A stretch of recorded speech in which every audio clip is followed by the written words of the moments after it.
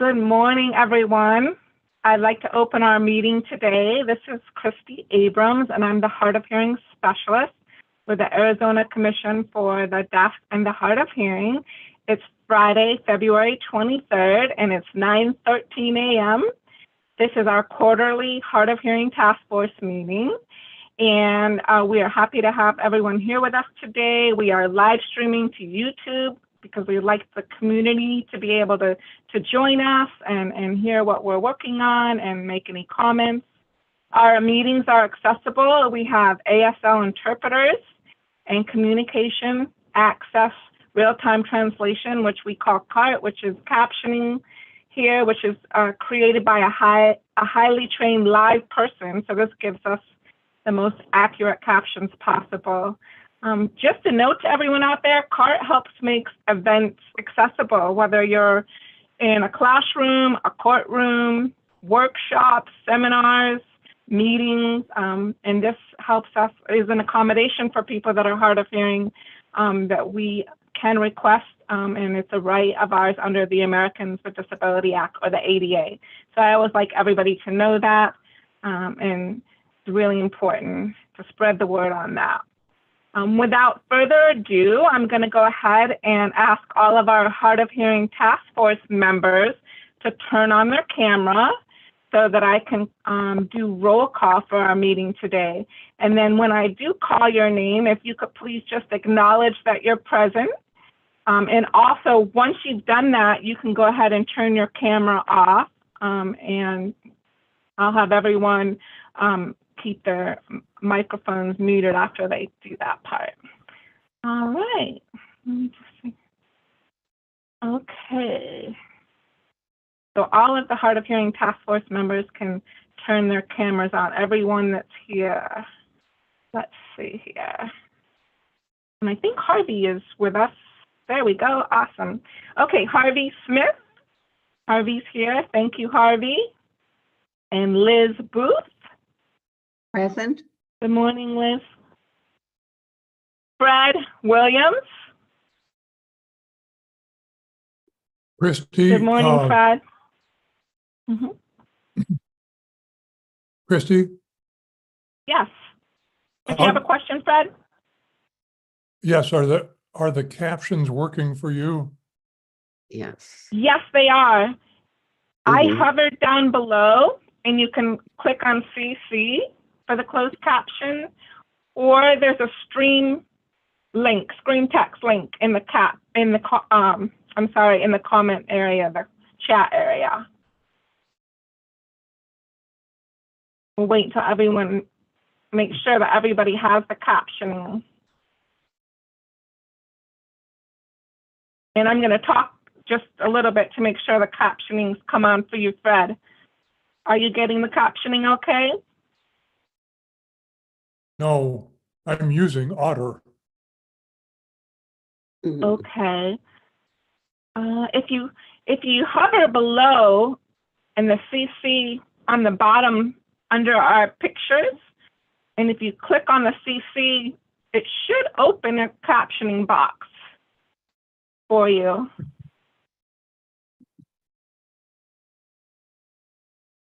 I can use Otter. I can use Otter. Okay. Okay. All right. Ross Siebel. Present. Good morning. Commissioner Melanie O'Rourke. Here.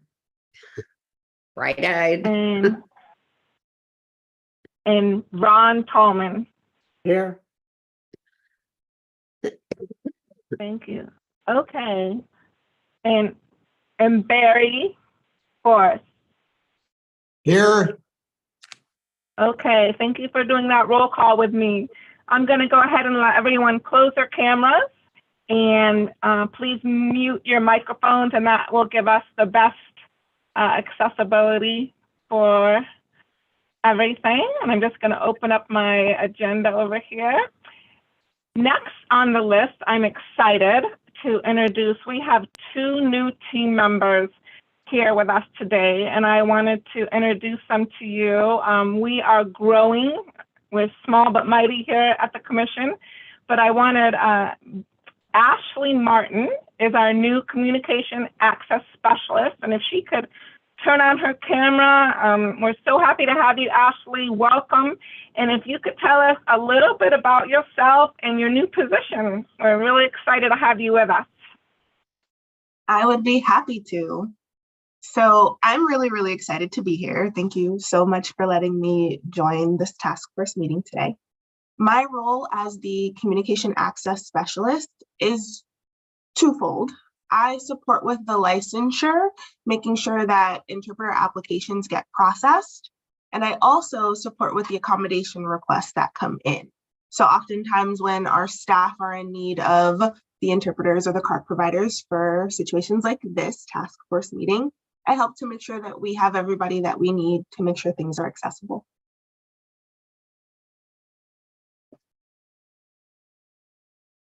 Wonderful, Ashley. Well, I know I'm really happy and appreciate having you here so much, and being able to set that up for us. And having accessibility is so important. So welcome.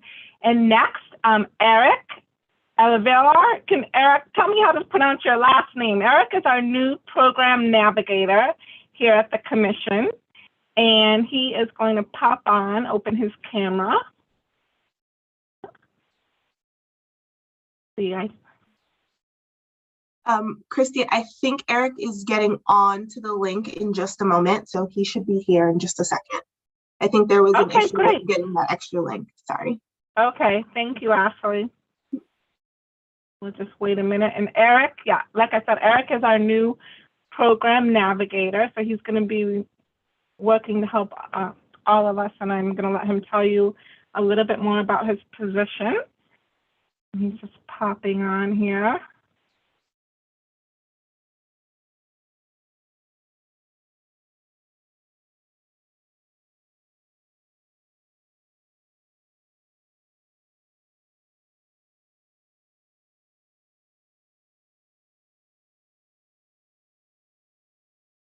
One thing that I can do while we're waiting for Eric, Eric's getting the new link and he's going to be joining us in a minute. But one thing that we can do is I can go on to the next agenda item, which is the review and approval of minutes. So we met, it's hard to believe that our last meeting was in November, and here we are already at the end of February. But our meeting minutes from November 17th, 2023, I sent those out, and I just wanted to make sure everyone had a chance to review those. Are there any corrections that I need to make? And if not, would anybody like to make a motion to approve or change? So feel free to pop on, Harvey. Great. Thank you. Harvey Smith is making a motion to approve the minutes, as are Harvey. And Melanie? I second it. Thank you both so much.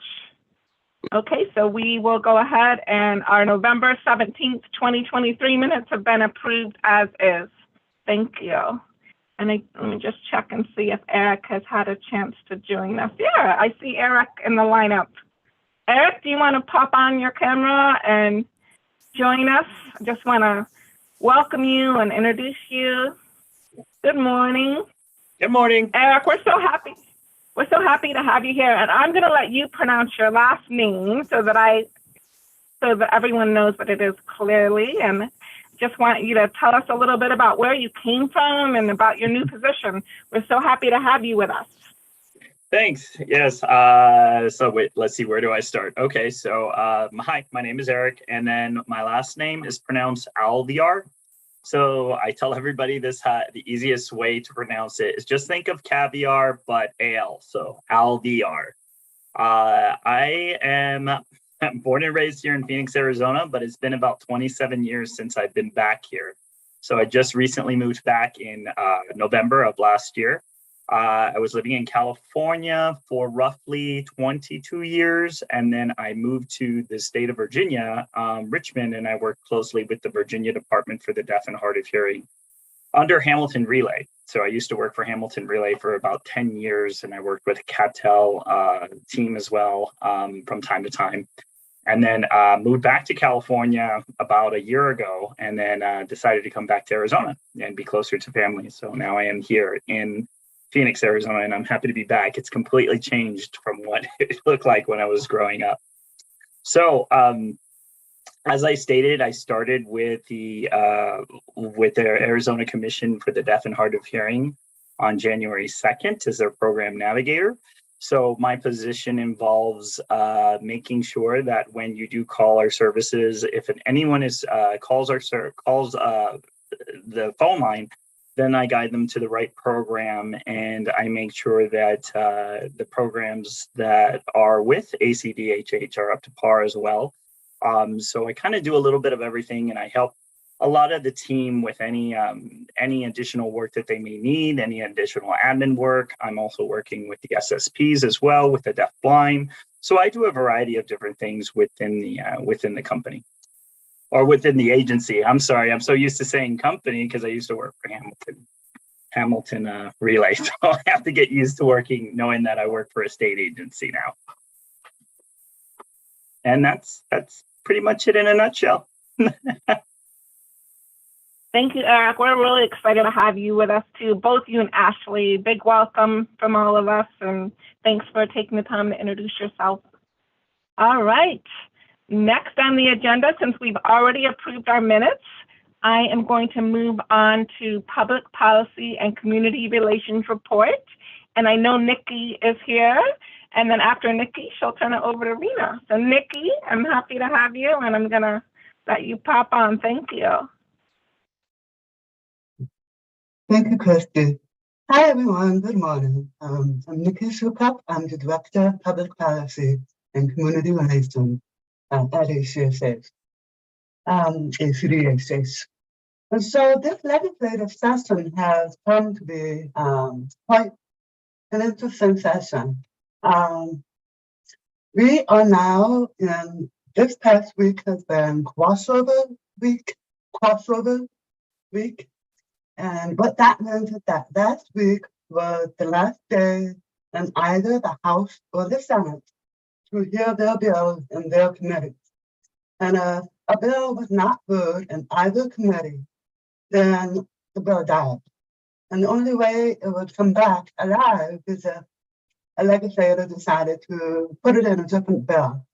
And apparently that happened with the AFBB continuation bill. Both bills died, but Senator Sanderson tried to put it in a water authority bill, but that still unfortunately did not pass with the floor amendment. And she tried to amend it, and it did not pass. So there are strategies and tactics that legislators will do to revive a bill that they really believe in. So, and with that said, there has been some conversation. Some of the legislators have proposed that state agencies, when they reach their sunset, that to continue, we typically continue for 8 to 10 years. But as of late, they've been trying to move back the amount of years that state agencies continue before they're audited again, before they go back to the legislator and ask for approval to sustain operation as an agency. But there is opposition, and we are watching ACDHH is not up for our continuation until 2028. So we have time, and we'll continue to watch what the legislator landscape is like. Some of the bills that we are watching, there is a bill, Senate SB 1508, and this is to create a study committee for vulnerable adults. As if you may recall, both Sherry Collins and I served on the House ad hoc committee for vulnerable adults, and that was completed. And now this is a permanent vulnerable adults study committee that incorporates a range of agencies in healthcare institution, legislators themselves. And so what we are asking is that right now there is not a representative uh, for people with disabilities throughout the state. And so that was one of the things that I commented on. While we support the bill, we want to see that disability representation. And then another bill that we are watching, we are in need to expand our deaf-blind support service provider services. And there is a great increase in demand for these services. And so funding is needed.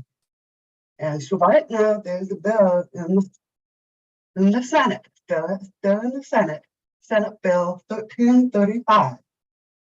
And this is an appropriation of $1 million to DES, the Department of Economic Security, and their independent living older blind program. And this serves people who are older adults with vision loss and people who are deaf blind or have combined vision and hearing loss, but still apply, would still qualify. So we are ensuring with this bill that everyone is served, even if they need support service provider services or tactile interpreting or the additional communication asset. And so we're also following that.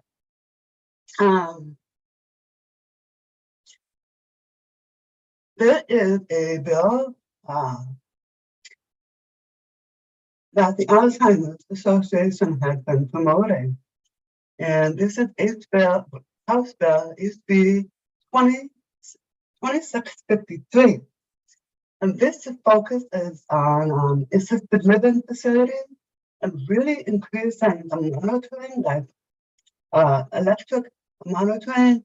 And if there's any injury, they are charging assets, and the Department of Health Services to be more teeth to the oversight of these assisted living facilities. Now, just as for other bills, I would be happy. I recently sent out a legislative update last Saturday or Sunday, and I would be happy to forward that. And along with some latest, and I will be actually creating another update shortly. And when I create those updates, I can forward that to Christy and she can send that out. A couple of other things, Shirley Collins and myself, we've also been working on the Federal Older American Act reauthorization. And that is coming up this year. And so there's a national coalition representing deaf, hard of hearing, deaf blind, and deaf disabled. We've created a list of recommendations that we are still fine tuning. I don't believe it's final yet. I've submitted the draft, and we will be presenting those recommendations to Congress when the bill is being proposed. Last couple of weeks ago, myself and Rena shall be coming on next, and Spencer Brown, our communications and media specialist, the three of us went to the Disability Day at the Capitol, hosted by the Arizona Disability Advocacy Coalition, and it was a great event. They have not had that event, I think since before COVID, and so it was good to be back at the Capitol with the group and showing what are the important our needs. This year is also the election year, And so we are partnering again with Citizens for Clean Elections Commission, and we are creating videos that are in ASL, voice, and caption to ensure that we have accessible information for all of our community. And the presidential preference election is coming up this March 19th. And we will be having a webinar as well, I believe on March 13th. And we will be sharing that information out shortly. So I believe that's all I have. I can turn it over to Rena. And Chris.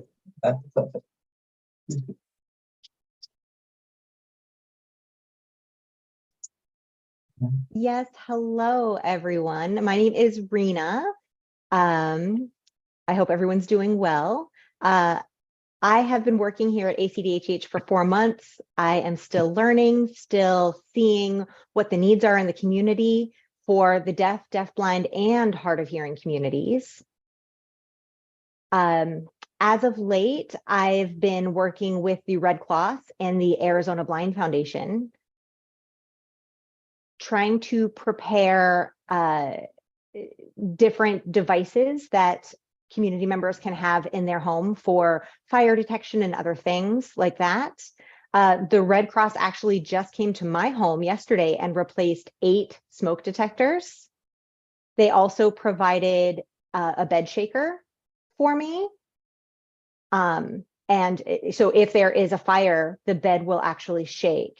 So if you're in need of devices, please get a hold of the Arizona Burn Foundation and the Red Cross. They have a great program.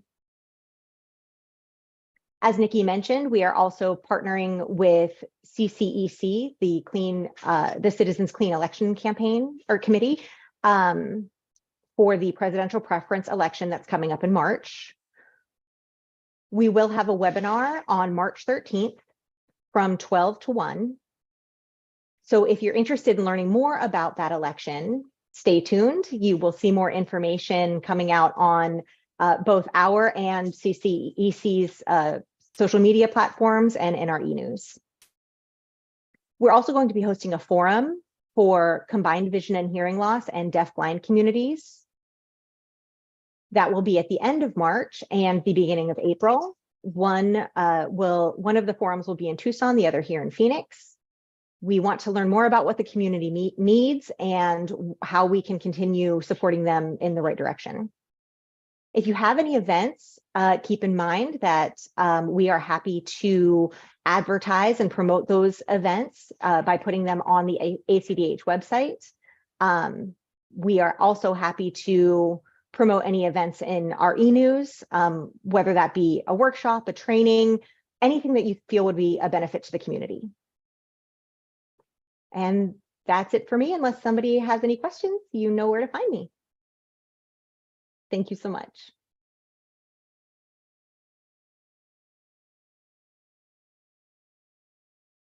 Thank you. Thank you so much, Nikki and Rena. Does anybody have any questions for Nikki or Rena before I move on to my report?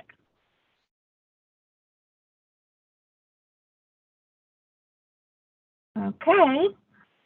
All righty. Well, I'm going to just share a little bit then. It's been so busy here. So it's one of the things I think I've told you in the past, as far as my position goes as the hard of hearing specialist, we have the Hearing Healthcare Assistance Project, which we call HAP. And this is a project that we have in partnership with ASU, NAU, and now the University of Arizona as well. So all 3 universities with their speech and hearing clinics. And that is where people reach out to me as a starting point if they're looking for help to obtain hearing aids. Oftentimes they're low income or they're just not sure where they can, they may need help in finding what's the first step in getting hearing aids. So since I last met with you in November, 95 people have reached out to me. So it's been really busy. Not everybody may be qualified for HAP, and if they don't, that's where I really dive in and provide other information and resources.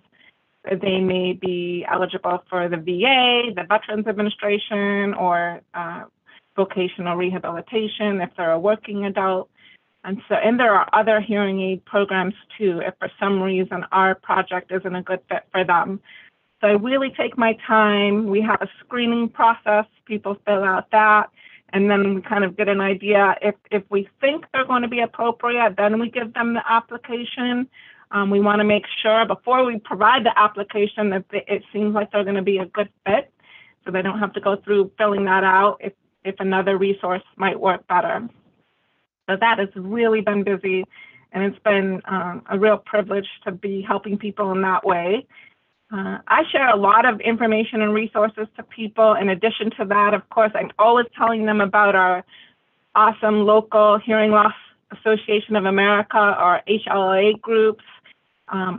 We also have our own Hearing Other People's Experience, our HOPE group, which is a virtual online support group, which is a wonderful option for people if they're not able to attend in person. I also tell people, a lot of people will call me if they're having trouble with work or maybe connecting and understanding with their doctor appointments, so all sorts of reasons. And so I provide them with the best resources I can in order to have equal access and effective communication. And as you know, so many hard of hearing people may not even know another hard of hearing person. They're feeling really isolated and alone and just not sure about those first steps to take. So I'm always happy to have those connections. I wanted to highlight that I'm really looking forward this year. The Hearing Loss Association of America, or HLAA, is having their 40th annual convention right here in Phoenix. So really excited about this. It's their first ever resort style event. And this is a great opportunity for members of our hard of hearing community to come together. If you've never been to one of these events, it's just an amazing experience. It's accessible. There's assistive technology. The rooms have loops, which connect to our T-coil and our hearing aids. So we have that. We also have captioning for all of the events. The dates are, save the dates, it's June 26th through June 29th. And the location of that is going to be at the Sheraton Grand Resort at Wild Horse Pass. And I know Michelle might say a little bit more on that, but that's really exciting that we're having that in our state this year. In addition to working on the Hearing Healthcare Assistance Project, I'm really busy with training. We will do training across the state of Arizona, virtually or in person. One example is next week, I'll be training with the Pacific ADA Virtual Conference, and there's a panel of 3. I'm one of the 3, and the topic is personal experience with healthcare barriers. And we all experience this. We know as hard of hearing people, when we go to doctor's appointments, it can be really challenging especially if the physician has on a mask, and it might even start in the waiting room, right? We go to the waiting room, oftentimes the receptionists are sitting behind the glass barrier, and that can diminish the sounds of speech. We may not hear our name being called when we're in the waiting room. We don't know which door they might come out, and the person might be standing behind the door. I've personally missed an appointment before. I missed my name being called, and all these challenges happen from the moment we walk in the door with healthcare. And then it's how do we hear the nurse that's asking us questions about during our appointment, and then talking with the doctor. And if someone has a mask on, that's an additional barrier. So I'm really excited to present on this panel, and we're going to be talking all about the barriers that we experience and what are some of the solutions and what we can do to make sure that we do have that effective communication and that access that we need. Let's see. Another important resource that I always want to make sure that everybody remembers is our Arizona Telecommunication Equipment Distribution Program, or AZTEDP. That's our telephone program. And my teammate, I know many of you know Vicki Thompson. She has been with the commission for many years and decades, I believe. I know Michelle would know exactly how many years, but she's wonderful. And she provides assistance to people who are struggling to hear on the phone. So we provide free phones with that program that are amplified phones. And also we have signaling, flashing, and vibrating devices too that help us alert to our environment. We also have speech devices for people who need those. And this equipment is provided at no cost to residents of Arizona that are currently U.S. citizens. And so we hope that you'll send anybody our way that's struggling with hearing on the phone. And it's another really important program here. I also want to say, before I turn it over to Michelle, I want to thank everybody for all of your votes and helping us to create a new ACDHH swag item. I have sent an email out asking for all of you to vote on your favorite hard of hearing communication strategies. And now Spencer Brown, who is our communication media specialist, is helping me to create. It's going to be a sticker and a magnet, maybe both, but it's just going to be hard of hearing communication strategies, very short, brief phrases that we can share out at tables or booths that or presentations, or we can give them to our HLA groups, something that we can hand out to people to help them to remember those strategies, because those make such a big difference for us. When we're hard of hearing, even with hearing aids, we still need to remember those other strategies and practices. So we're hoping that that will be a great new swag item to have, and I appreciate your feedback on that. Let me see what else, if I'm remembering. I think I covered pretty much. Does anybody have any questions for me before I turn it over to Michelle? I'm looking at the time too, and I think we have time to do Michelle's report before we take a little break. But does anybody have any questions so far? All right, Michelle, I'm gonna let you take it away. Okay, good morning. So glad everybody's here today. It's a Good Friday. I just want to mention a couple things. We are currently in a rule writing phase at the commission, and we have a couple of our rules open. ASL interpreter licensure is open, but the one I want to call your attention to is the Arizona Telecommunications Equipment Distribution Program, which is a program that I manage. And we do have some proposed rules for that program. I'll put the link in the chat to our website to where I have posted the videos. There are videos explaining what the rule changes would be. The videos are in ASL with captions, accurate captions, of course, and voiceover. And so you can take a look. If you have any comments about that, we'll have a couple public meetings where you can share your comments about what the rules should say. So just wanted to mention that. And again, I'm going to put that link in chat right now so y'all can see it. There you go.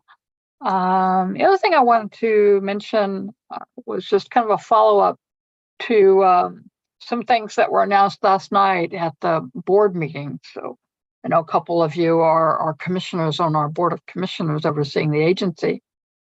Sherry Collins, our executive director, who has been executive director here for 27 years, has announced that she will be retiring as of January 2025. So that's pretty big news. And so I just wanted to let you know that that process is going to be starting with the Board of Commissioners in a few months. And so that's all going to be happening over the next, 11 months of transition.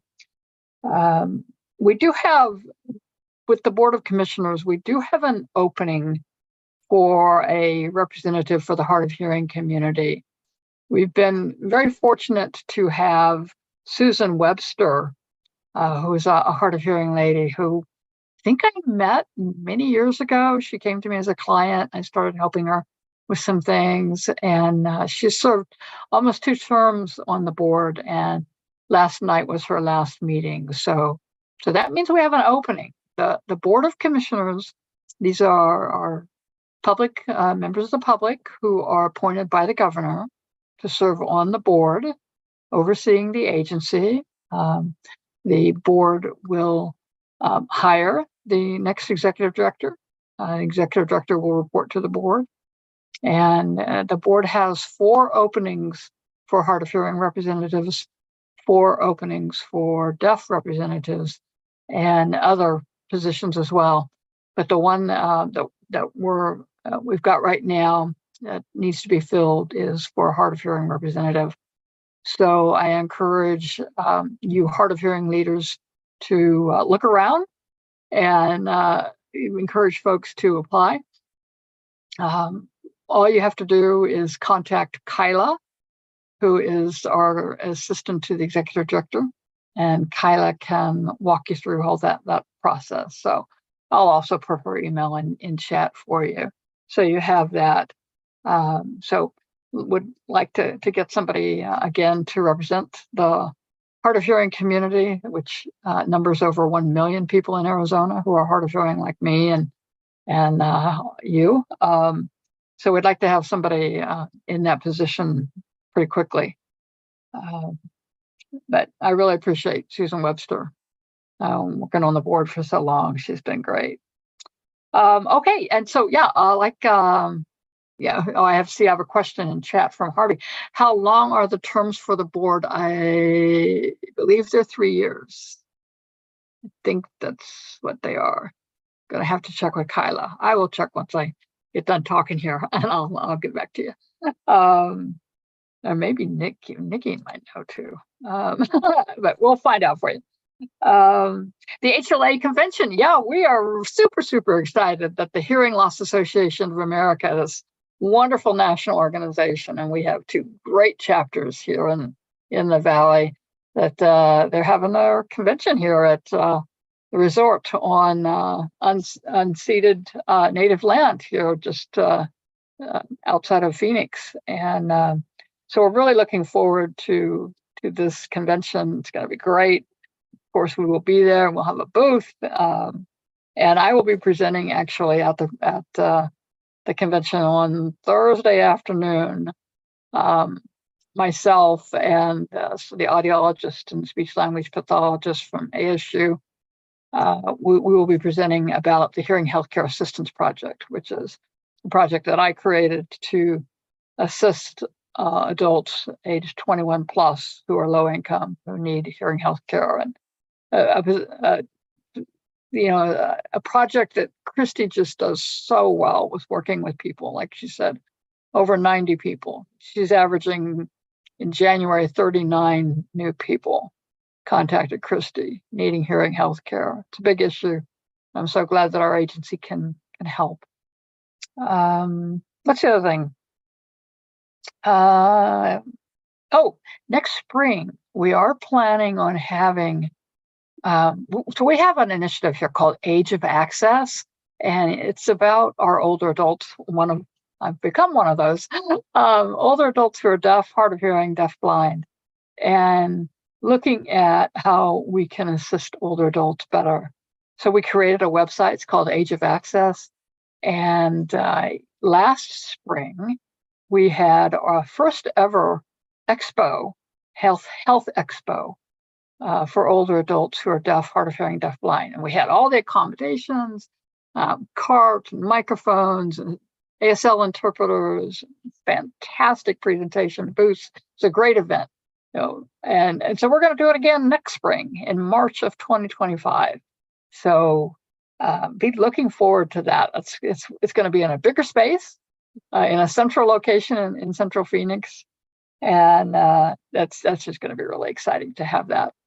because it's never been done. I haven't heard of it being done in the country. Maybe it has. It certainly has never been done in this state, where you can actually go to one of those health expos and gather information about healthcare and financial planning, all those things that we need access to as we age.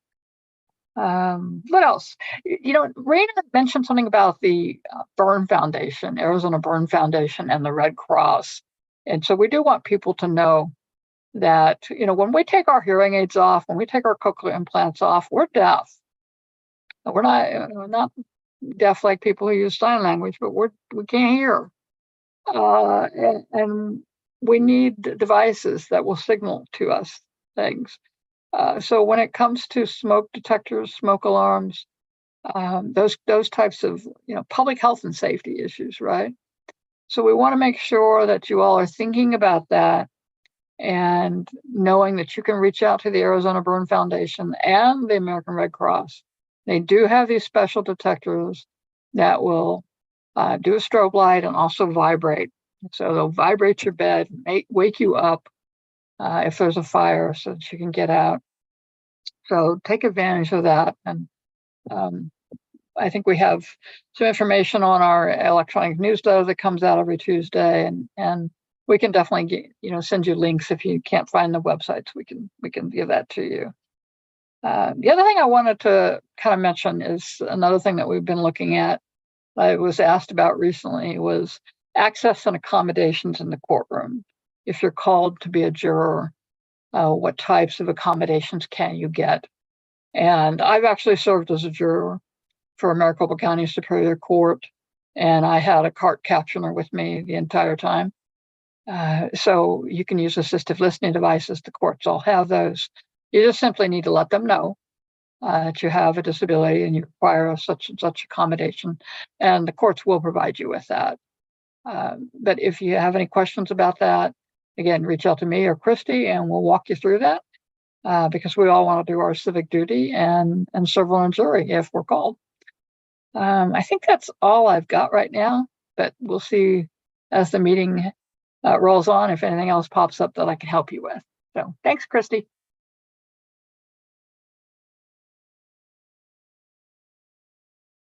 Oh, I was on mute. Thank you, Michelle. Well, let's see. It's about 5 minutes of 10. Why don't we take a 5-minute break and just come back at 10 o'clock, and then we'll kick it off with the HLA chapter leadership announcements. So we'll see you back here at 10 a.m., everybody. Thank you.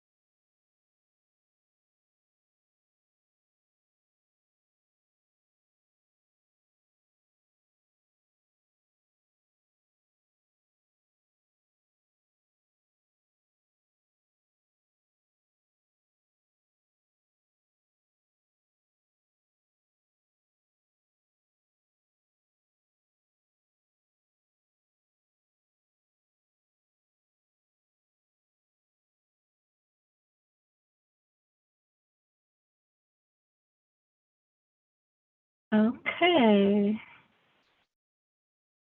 Vicky, thank you for putting up that sign so everyone knew that we were on a break.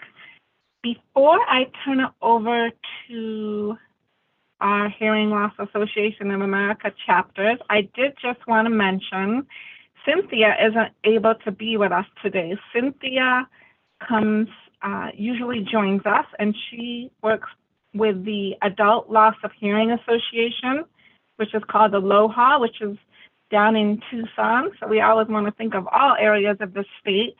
And I just wanted to put in the chat, they have a great website. They also have an info address. And if you ever want to check it out, again, this is Aloha, and Cynthia usually provides us a report. She wasn't able to be with us today, but we'll look forward to having her with us next time. And this is a wonderful support for folks south of us down in Tucson. They have a lot of great classes, information, and resources on their website. I hope you'll check it out. And I want to go ahead now, and let me just open my agenda. If we could have Commissioner Melanie O'Rourke, who is the president of the West Valley HLA chapter. Melanie, if you could turn on your camera, we look forward to having your comments from your chapter. Thank you.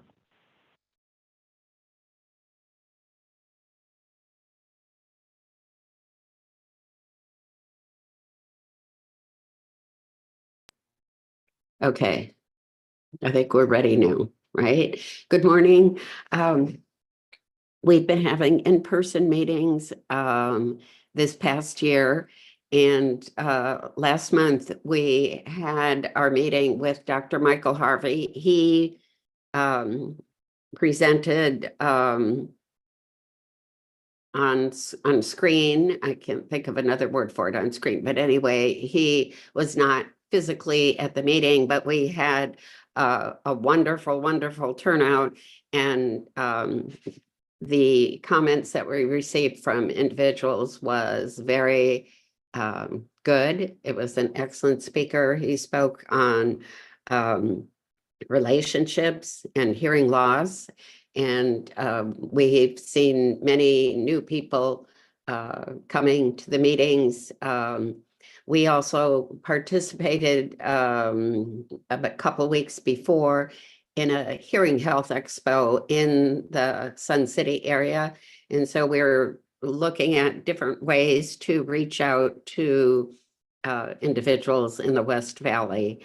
Coming up in March, our speaker is going to be our Michelle Michaels, and we are so looking forward to hearing her presentation on information with the Global Alliance of Speech-to-Text Captioning and what's new at the Commission.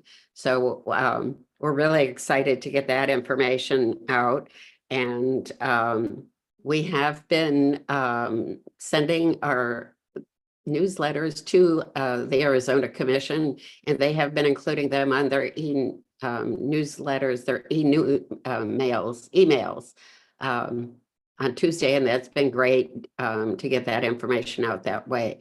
Our meetings then will be in April with Liz Booth, talking about hearing loss and relationships. Our Liz Booth right here too also. And then on May, our last meeting, we'll have a season wrap up. And we have been promoting the HLAA convention, and we've had a number of members show an interest in coming maybe for a day, maybe to the exhibit hall. So we're pretty excited about that. We also continue to have Fred Williams continues to provide leadership with our HOPE program that's on Zoom. And that's, I think, the third Monday in the afternoon at 2 o'clock. So we're going to get together some information about that so we could send that out maybe to more people. We'll see. But that's really what I have. Is there anything, Fred, that you could think of that I missed? We're just off to a good start for the spring here. No, Millie, that's a good summary. Thank you. Okay. That's it. Thank you, Christy.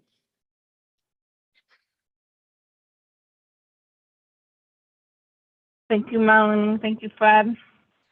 All right, I'll go ahead and turn it over to Ron Tolman, who from the East Valley chapter for HLA. And Ron, if you want to just follow that up after that with a info on the walk. Thank you. Thank you, Christy. Good morning, everyone. The East Valley chapter is also holding in-person meetings. And we started off January with Dr. Kayla Bagan Nunez from Arizona Hearing Imbalance, who gave a presentation on healthy aging and hearing loss. Last month or this month in February, Dr. Eldon Bordenoff from A.T. Still University presented on You Can Present Falls, which was extremely interesting. Next month in March, we're going to do something a little bit different. We're going to have a panel of 4 audiology students and 2 of their associate professors. They're going to come and talk, and you can be able to speak to the students as to why they chose this career field. Where do they see themselves in 10 years from now? Talk a little bit about the curriculum. What does it take to be an audiologist? So we're looking at that, and I think that's going to be a very, very good turnout for us in March. In April, we'll see Roz Siebold, our vice president, doing a presentation on traveling when you have a hearing loss. In May, we will close out this year with Liz Booth and Amanda Mason doing a discussion on hearing loss from an elderly and younger perspective, where Liz will present some of her challenges that she goes through as an elderly person, and Amanda will then talk about her challenges in the workforce and how she raises her children and so on. So that should be very good. Hope is still going on. We still meet the second Thursday, and we will continue Hope going through the remainder of the senior season, which ends in May. There's a couple of the items that I want to bring up.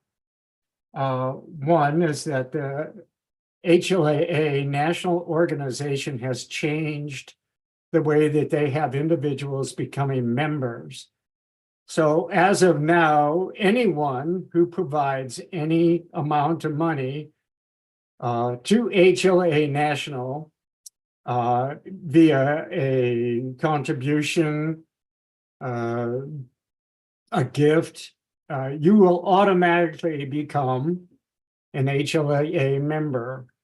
And so you don't have to renew or remember your renewal. They will let you know when your renew time has come up.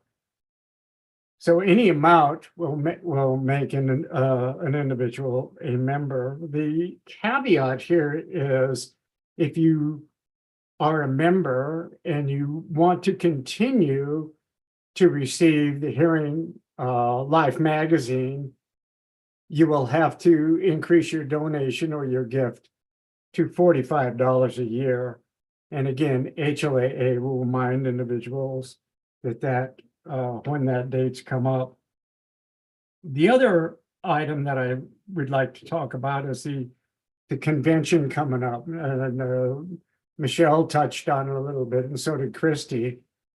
We've kind of put together a team. Most of those team members are present here, but I just want to let everybody know that we do have a meeting coming up from the representative from HLAA National, and the meeting will be on the 1st of March, and we will be a site visit. We're going to go out and have lunch, and we're going to look at the site and see how things are going to be laid out. my wife and I went out and had lunch there a couple of months ago, and it is just a gorgeous facility. So I'm really looking forward to this. I think it's going to be great. I will keep people informed as we get closer. One of the things that I'm working with Fred with is to get some kind of advertisement, that a flyer, posters that we can get out to everyone and let everyone know that the convention is coming. So we hope to be able to finalize those items up with this meeting on March 1st. I think that's all I have on that. Do you want me to move straight to the walk for hearing?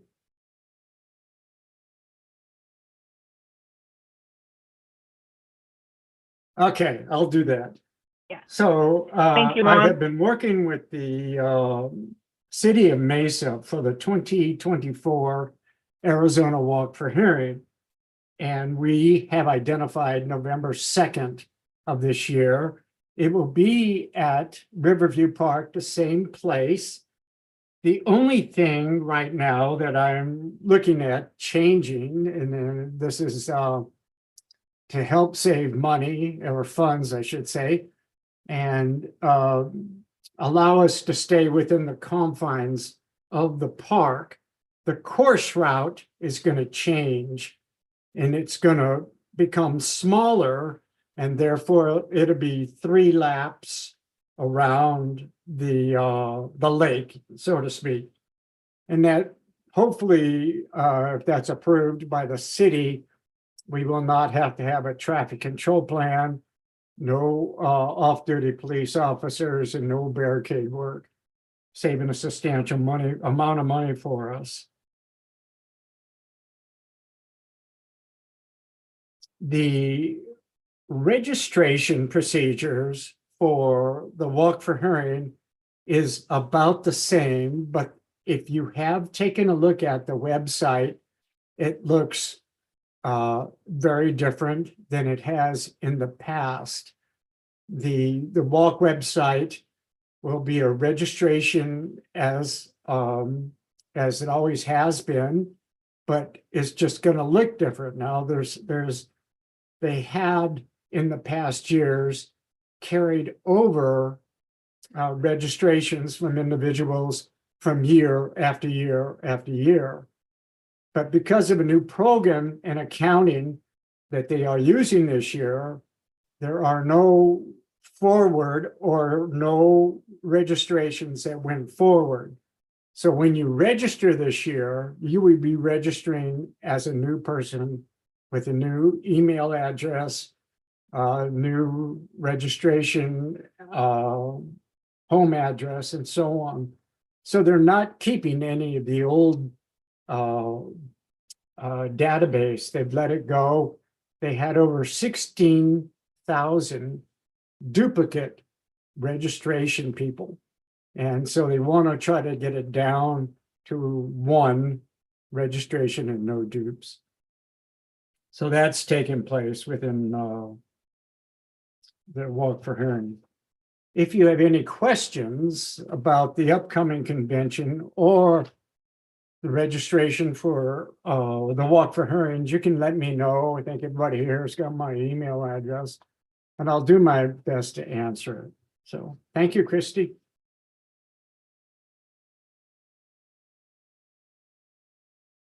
Thank you, Ron. I'm always excited for the walk for hearing. Always comes again so quickly. It's always a wonderful day, and we look forward to. And Roz, I see your hand up. Please go right ahead. Wait a minute. I just wanted to make a correction that Ron said the Hope meeting is the 2nd Thursday of the month, and it's the 4th Thursday of the month, not the 2nd. And Liz Booth is not elderly. She's a senior. Thank you, Roz. Thank you for those two. Thank you for your sharing that, Roz. Appreciate it.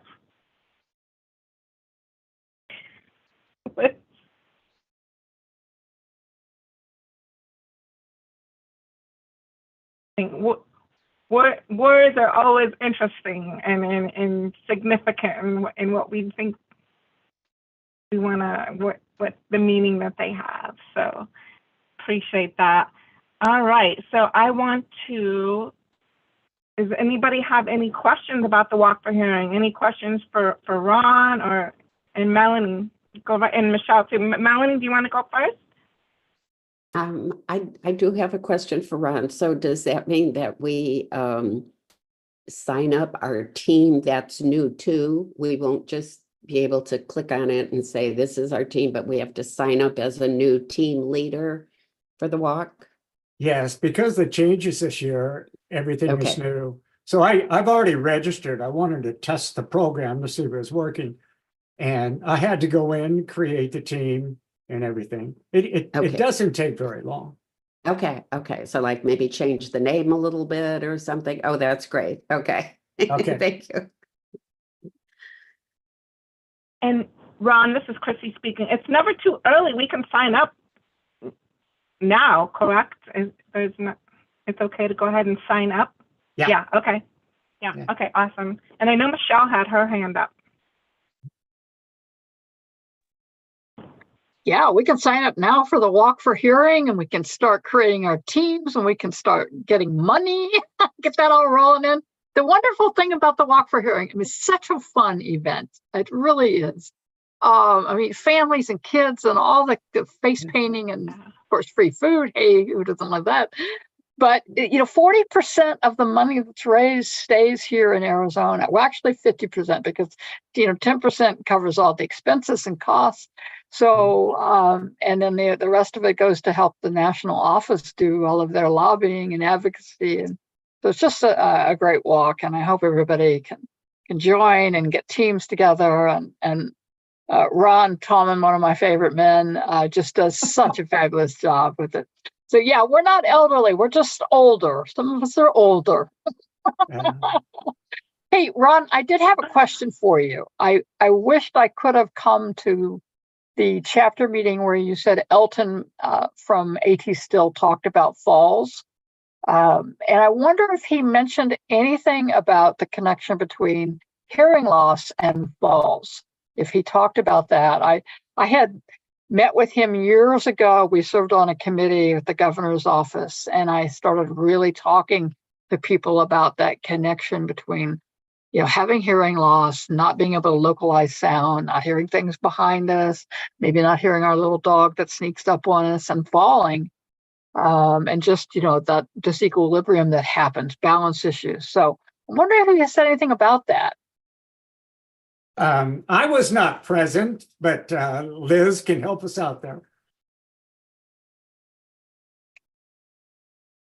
Okay, here you go.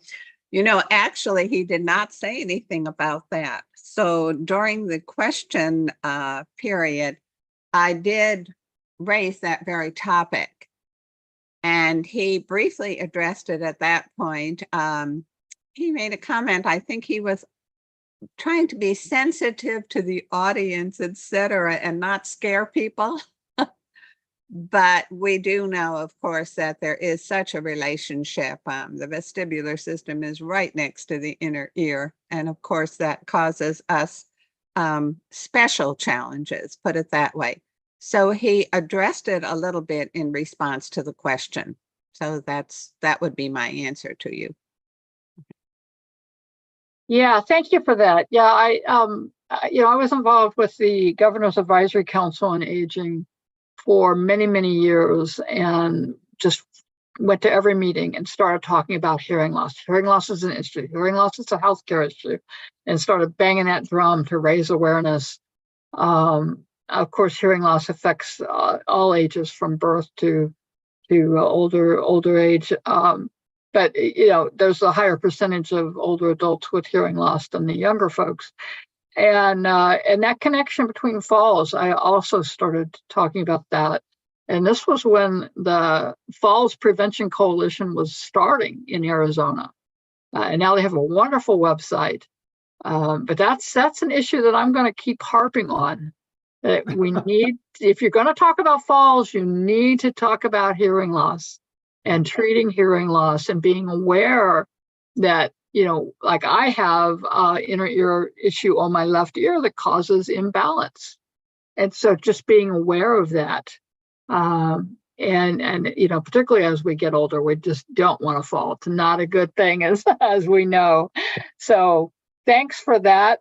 Really looking forward to the Walk for Hearing, and it's gonna be here sooner than we know it. So thanks, Ron. Thank you.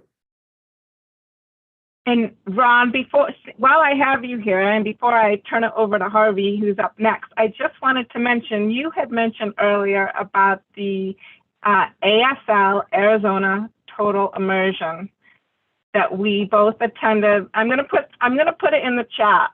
And I don't know if you recognized Ashley, our new teammate. She was with us also last summer. And I just wanted to make a point of sharing this, because often I have people email me who have maybe a profound hearing loss, and there isn't a way for them to communicate other than to learn sign language. So I don't know about you, but my experience was, wow, amazing. It was 5 days of turning our voice off. And did you have anything you wanted to share about that?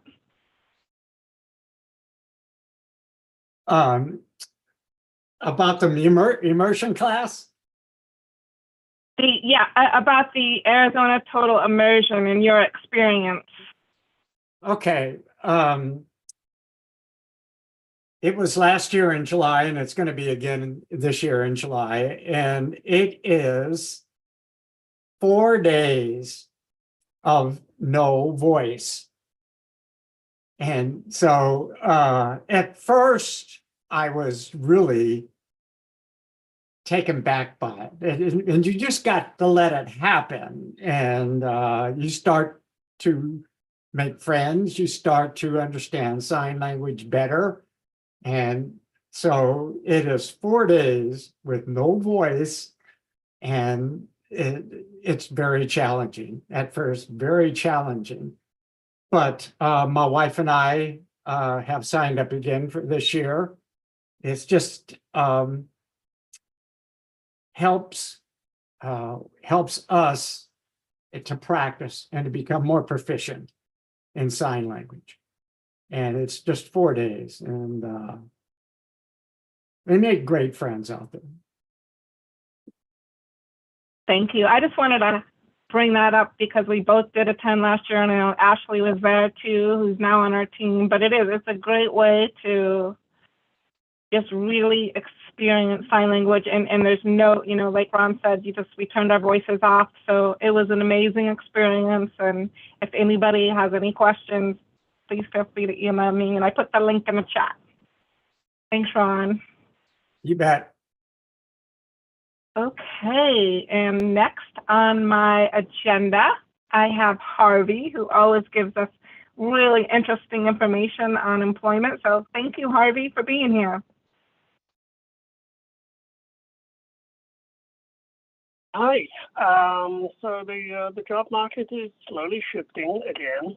We're seeing a slight decrease in the number of job postings. We're seeing a very marginal softening of salary that are published, but there's still 3.8% unemployment, which is record low.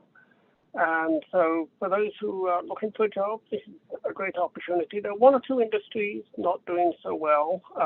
Perhaps the best known would be the mortgage industry and IT. Those two sectors are struggling, but everybody else is busy. Transportation, hospitality, healthcare are all desperately short of people. I'm still getting a lot of questions about diversity and inclusion hiring from recruiters. That's the good news. The bad news is I'm starting to hear less of that from certain sectors. I don't know whether there's pushback against that or whether companies are just feeling that they're not getting a return on investment. I hope not, but I haven't yet had anybody say to me, oh, we're not going to do that. I have a nasty feeling that is one of those things where people feel they should do or say the right thing, but whether they actually follow up and follow through is an entirely different question. So we're seeing some interesting shifts. There are some industries which are doing really well, so healthcare definitely one. I'm seeing jobs being posted for Arizona School for the Deaf and Blind. They were busy having a career fair, I think it was last week. So I hope friends got a chance to go and see that. So yeah, the labor market is shifting. There's always that slight concern of an election year where some companies will say, well, let's just hold off filling positions until we know what happens in November. Personally, I think that's a cop-out. You have a business to run, you need people to do it, just fill a position, get on with it. But I can't say that to business owners without pushback, so I keep my opinion to myself on that one. But for folks who are looking for work, it has been better. We still have our workshops, we still have resume workshops, interview skills. We have a job blast, which I will send a link for to sign up. That job blast has all the upcoming career fairs, hot jobs, employer of the week, and resources to job seekers. So we're busy as ever. We're having career fairs every quarter in a different sector of the valley. We had one yesterday at the Tempe Public Library. We have one today at Mesa Community College. And so we're busy. So a question's always welcome. Please feel free to reach out to us. And, that's what we're here for.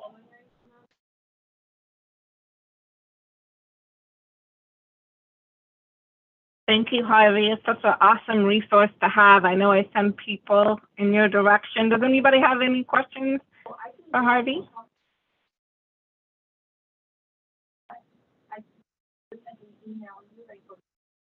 Michelle does. Yeah, Harvey, thanks so much for being here and being our connection to the job market. You're just so helpful for sharing information about job openings and inspiring employers to hire us. I was wondering, what is the impact of immigration on the job market? Does it supply employees? How does that impact it?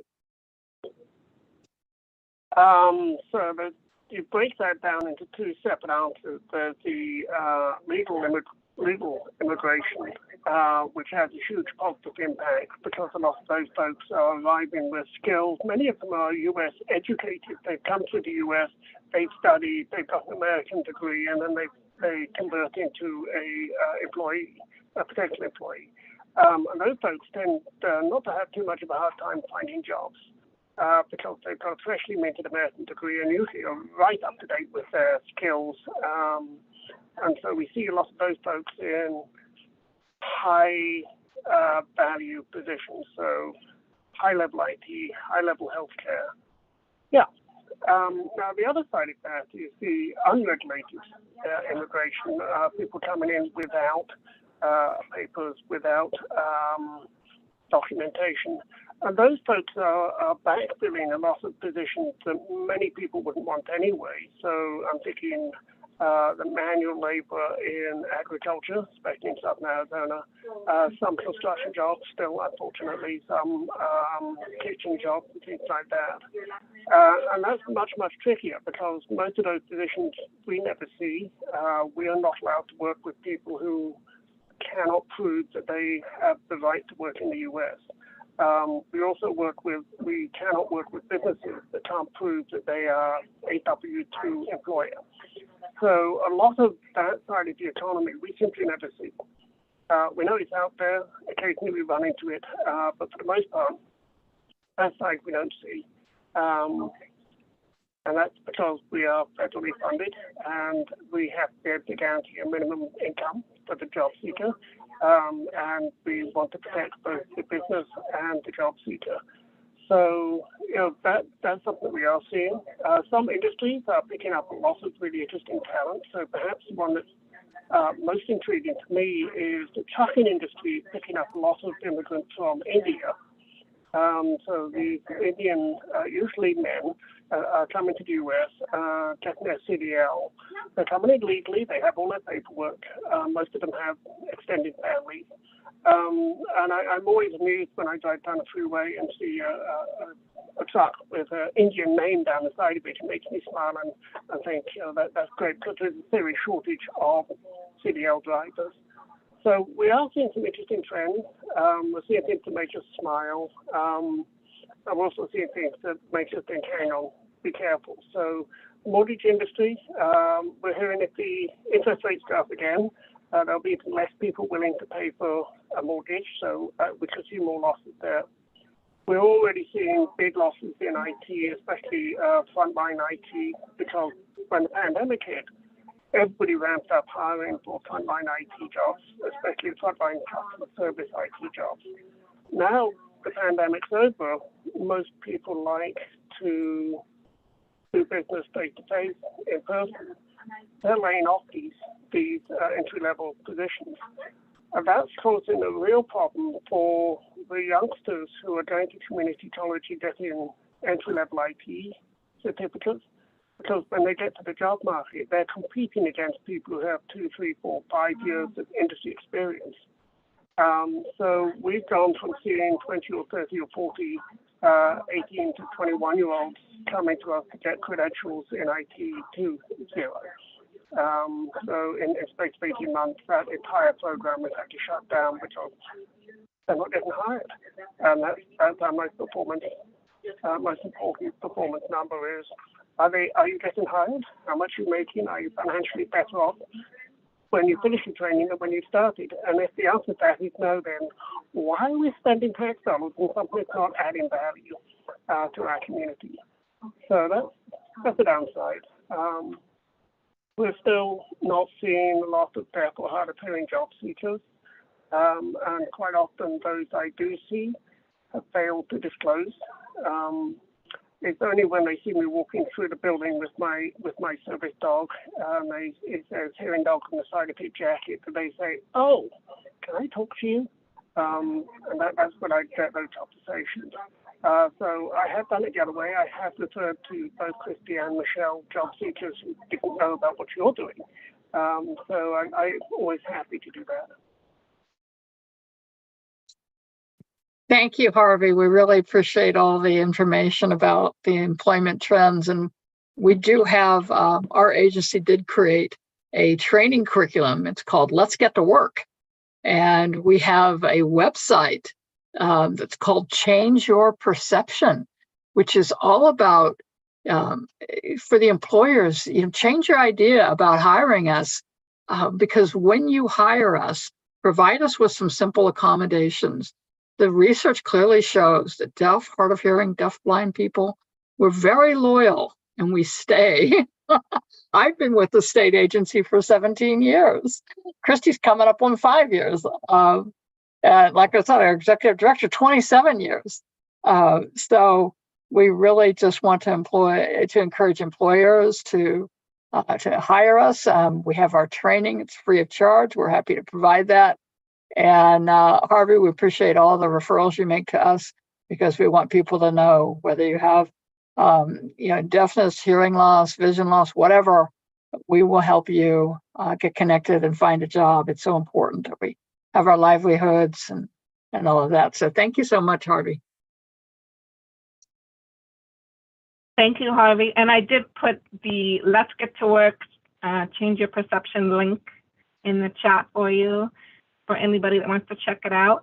And I know, Bailey, you had your hand up. Did you have a question for Harvey or wanted to check in with you? I know your camera was open.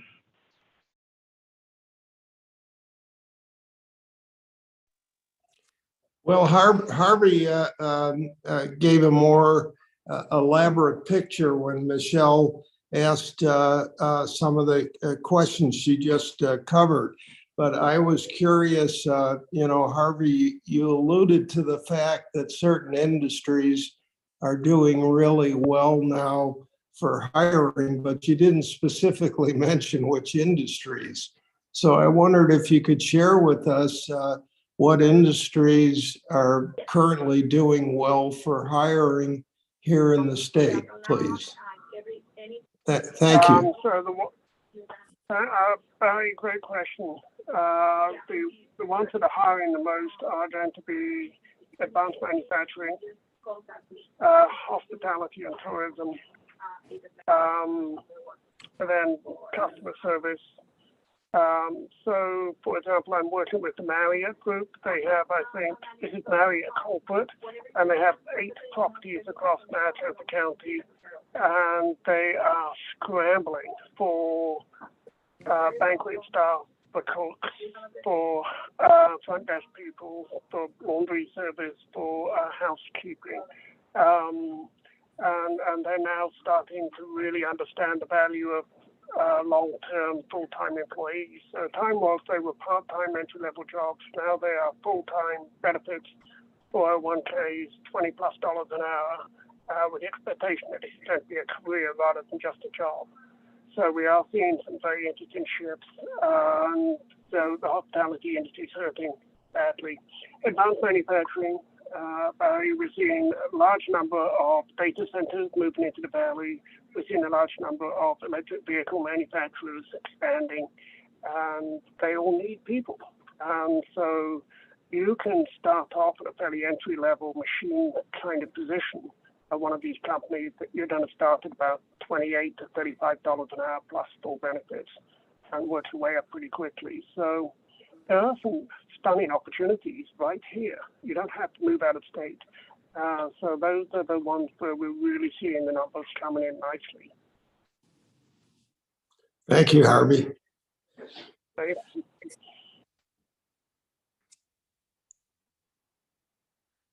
Thank you, Harvey. We're very fortunate to have your insight and to be able to share this information with us and to be able to refer people to you. So really appreciate that. Does anybody else have any other questions as far as employment and that landscape? Anybody else? Okay, thanks again, Harvey. Next on our agenda is just open announcements, sharing information. Does anybody have anything else that maybe they just thought of or want to add, or comments? Kind of your opportunity to please feel free to pop on your camera if you have anything that comes to mind. Michelle. I wanted to follow up on the question about being a representative on the Board of Commissioners. So the representatives are appointed to 3-year terms. So the first term would be 3 years, and they can serve 2 consecutive terms. So they could do 3 years and then another 3 years, and then would need to step off. So we've had commissioners do that, step off for a while and come back. And we always love that. So again, it's the 3-year term, and you can serve 2 terms in a row. Thank you. And I know that the link was in the chat too with that. That's good information to have. A very important position. Does anybody else have anything else that comes to mind, or that a question or an announcement, anything at all?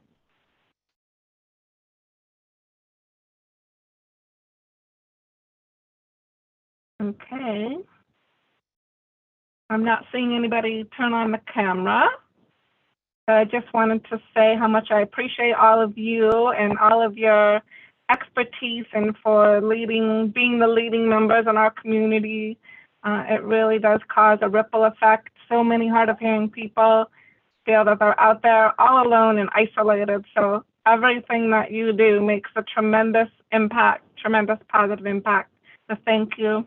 We're grateful for all you do and all of your time.